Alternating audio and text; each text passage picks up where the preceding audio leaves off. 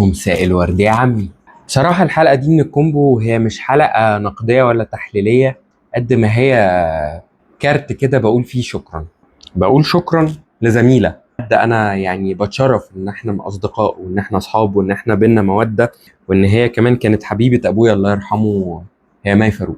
دلوقتي هي واحدة من الناس اللي اترقوا من دوري المظالم لدوري المحترفين. هي بتلعب دلوقتي في دوري الدرجة الأولى. ومي دلوقتي ما شاء الله يعني بقت واحدة من التوب فايف في مصر يعني.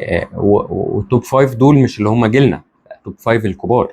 مي فاروق واحدة من المطربات المهمين دلوقتي في السوق اللي مصر بتنافس بيهم عربيا.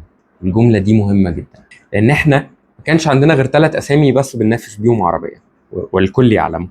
دلوقتي مي بقت واحدة من الأسامي.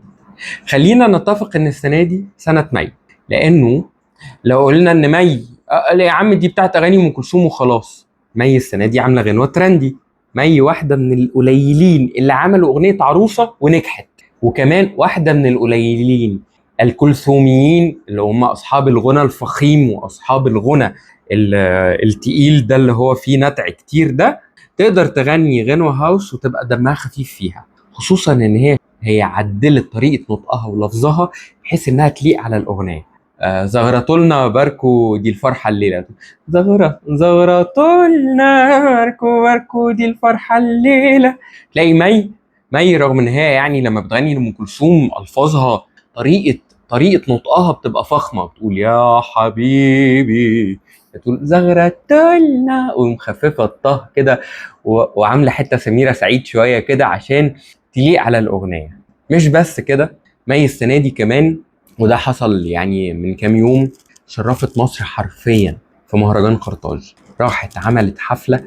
أنا سعيد بكل الحفاوة والقيمة اللي هي ظهرت بيها. وقوف مشرف على المسرح، وقوف ما فيهوش هزار، وقوف ما فيهوش رغي كتير، وقوف فيه غنى وشياكة واحترام. وهم دول المطربات اللي احنا بننافس بيهم. دي المطربة اللي تستقبل في السفارة وتكرم، ولازم اقول لها شكرا. لازم اقول لها شكرا. احنا كل فين وفين اما بيطلع لنا حد يشرفنا كده ونعرف نتكلم عنه. يا سلطانة، شكرا. شكرا ورافعين راسنا بيك. تشربي شاي معايا؟